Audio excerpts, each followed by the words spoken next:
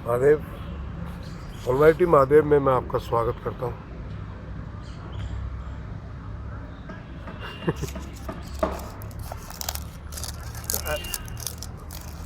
हंसी आप सोच रहे हो कि क्यों आ रही है। लोग मुझसे ये कहते हैं कि आपको कैसे दिखाई दे जाता है, हमको तो दिखाई नहीं देता। मुझसे पूछते हैं आपने ईश्वर को देखा है? मैंने कहा नहीं। आपने कहाँ देख लिया? हमने तो नहीं देखा। आपने भूत देखा है? मैं कहाँ देखा है। हमें क्यों नहीं दिखाई देता? हमने तो नहीं देखा।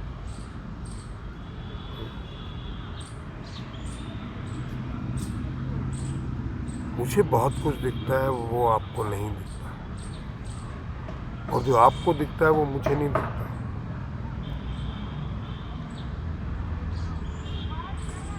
क्यों?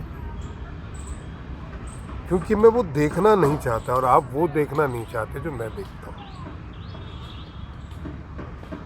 आपको दिखता वही है जो आप देखना चाहते हो। यदि आप ईश्वर के दर्शन करना चाहते हैं तो ईश्वर अवश्य आपको दिखेगा। चाहत होनी चाहिए और उतनी स्ट्रोंग होनी चाहिए। आप देखिए, आप गार्डन में जाएंगे और देखेंगे, आपने सामने देखा 4 कुर्सियां, उसमें से एक आपको अपनी पसंद आई, आप जाके बैठ गए। आपने पीछे 4 कुर्सियां लगी थी, वो देखी भी नहीं, क्योंकि आपको देखना ही नहीं चाहते थे, आपको बैठना ही इधर था। हो सकता है वो बहुत अच्छी जगह हो।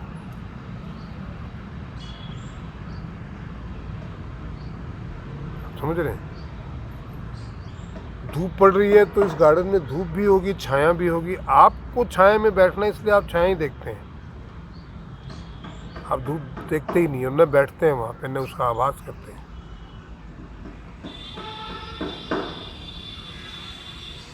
आप जिस चीज़ को देखना चाहते हैं उससे देखते हैं, और जिस नज़रिए से देखना चाहते हैं उस नज़रिए से देखते हैं। आपके सामने स्वयं ईश्वर खड़ा हो जाए, हो सकता है आप उसे देखो ही ना, क्योंकि आप उसे देखना नहीं चाहते। और आप देख भी लें तो आपको, आप जिस नज़रिए से देखना चाहते हैं उस नज़रिए, साधारण सा आदमी है,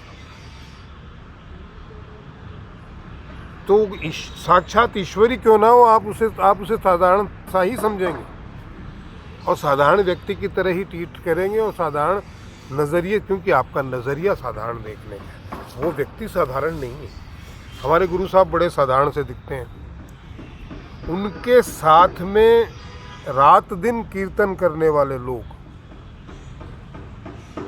जो रात दिन कीर्तन करते हैं और सालों से करते आ रहे हैं, उनको आज तक समझ में नहीं आई गुरु साहब क्या है। क्योंकि उन्होंने उनकी रिस्पेक्ट करते हैं, आते जाते रहे, भजन कीर्तन भी करते हैं, और उन्होंने उनको उस नज़रिए से देखा ही नहीं, तो उनको वो दिखा ही नहीं। उन्होंने जिस नज़रिए से उनको देखा वो वही दिखे।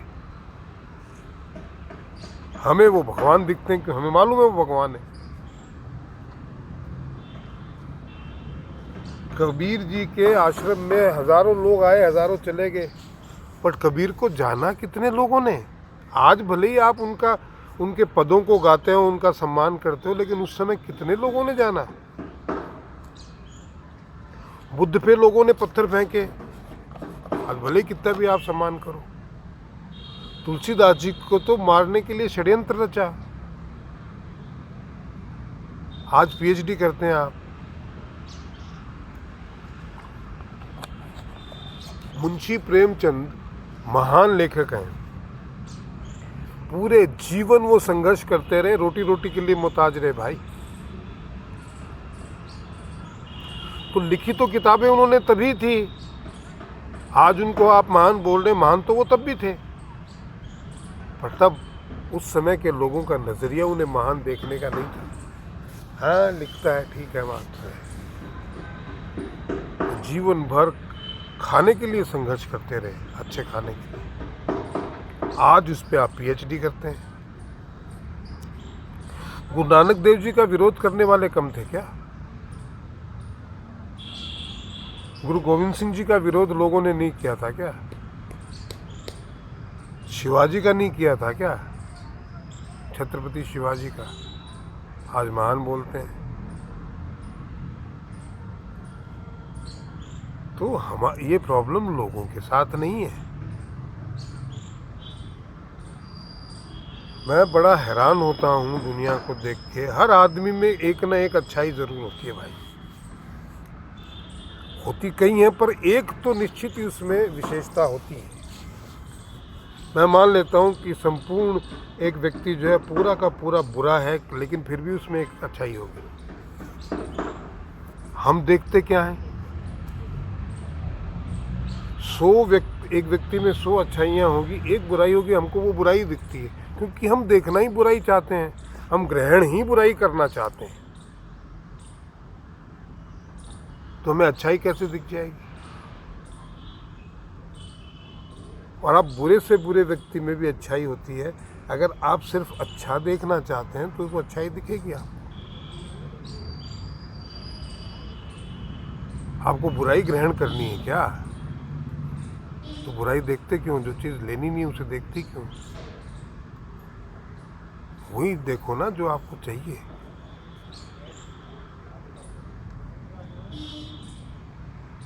वरना यह हमारे स्वभाव का हिस्सा है।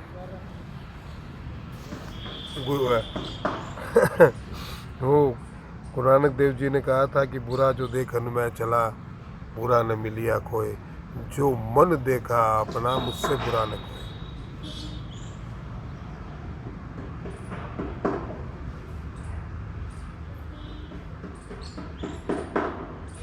मुझे मेरे साथ बहुत लोगों के बहुत कटु अनुभव हुए, पर मैं अंत में ये देखता था कि इसमें अच्छाई क्या है। ये अच्छाई है यार, और इसकी इस एक अच्छाई के लिए इसकी 100 बुराइयों को माफ़ किया जा सकता है।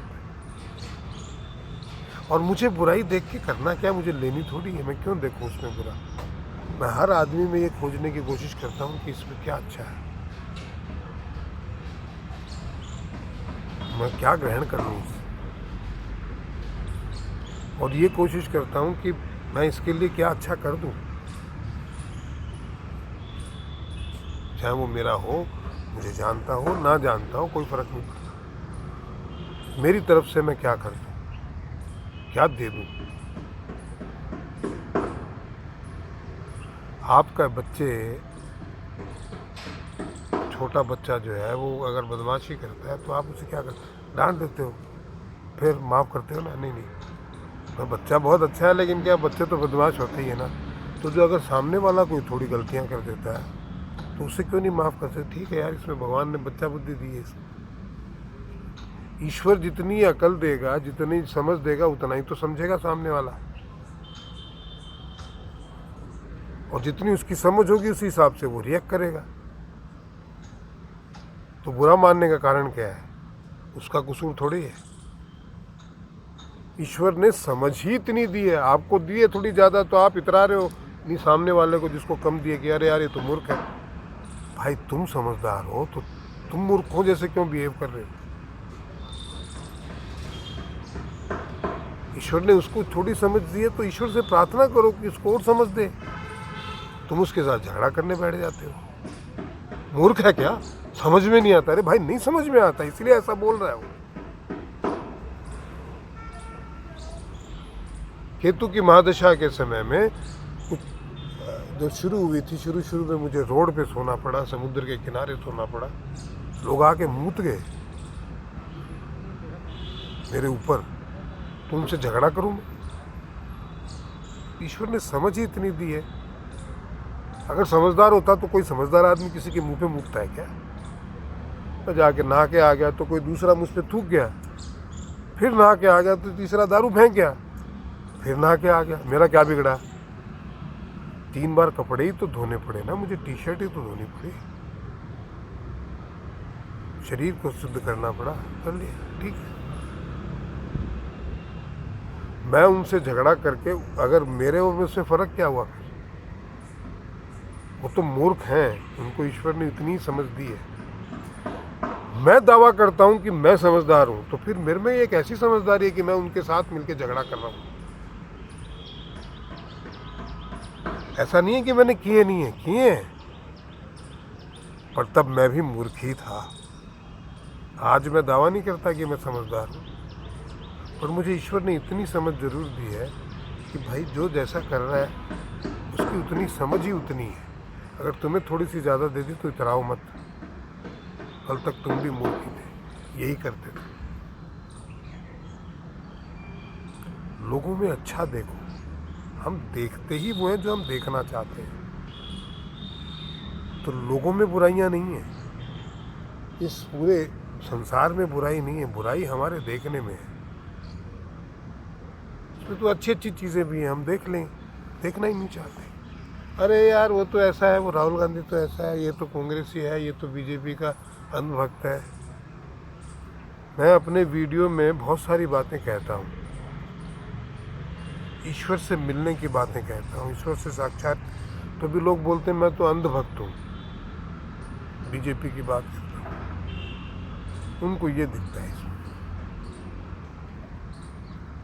ईश्वर सद्बुद्धि दे, क्योंकि वो देखना ही ये चाहते हैं बेटा जी।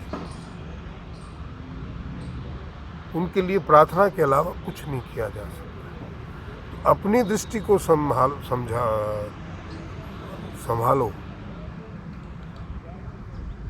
अपनी दृष्टि की, अपनी आंखों को साफ करो, अपनी भावनाओं को स्वच्छ करो, पॉजिटिव देखो तो पॉजिटिव दिखेगा, पॉजिटिव दिखेगा तो पॉजिटिव ग्रहण करोगे, पॉजिटिव ग्रहण करोगे तो आएगा तो आप ही में। तो आपका पॉजिटिव मामला होगा, आपका पॉजिटिव मामला होगा तो पॉजिटिव लोग अट्रैक्ट होंगे, पॉजिटिव लोग अट्रैक्ट होंगे तो पॉजिटिव बातें होंगी, पॉजिटिव बातें होंगी तो पॉजिटिव काम। अपने आप ही एक सर्कल बनेगा। ये आज इस सोच को बनाओगे तो 2-3 महीने 4 महीने में अपने आप को सर्कल बन जाएगा। फिर आपका जीवन पूरी तरीके से 360 डिग्री चेंज हो जाएगा।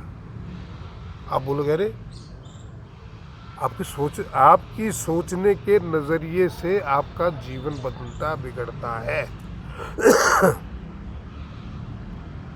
अच्छा देखोगे, अच्छा सोचोगे, अच्छा ही होगा। आज के वीडियो में इतना ही, आशा है आपको समझ में आया होगा। प्लीज़ लाइक कीजिए, सब्सक्राइब कीजिए, शेयर कीजिए, कंट्रीब्यूट ज़रूर कीजिए। डिस्क्रिप्शन में पेमेंट डिटेल है। महादेव।